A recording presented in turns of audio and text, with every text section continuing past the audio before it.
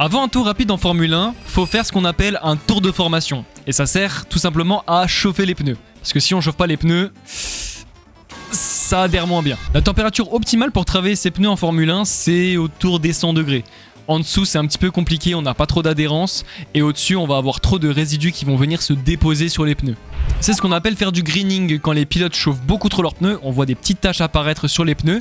Et c'est des résidus de gomme. Un pneu froid, ça glisse et ça ne fait pas forcément avoir une bonne trajectoire. Pour chauffer les pneus, on va avoir plusieurs méthodes. Soit faire des zigzags, comme ça, pour essayer d'avoir un peu plus de grip sur les pneus et permettre aux pneus de devenir plus tendres. Une autre méthode qui est sympathique aussi, c'est de mettre des bons coups de frein, notamment dans les virages. Ça permet de chauffer les pneus à l'avant. Et c'est pour ça que les pilotes, pendant les qualifs, ils font un outlap. Ça permet de chauffer les pneus, ça permet d'activer le RS et ça permet aussi d'activer leur DRS. Si t'as appris un truc, alors abonne-toi et on se retrouve en live tous les soirs sur Twitch à 19h30.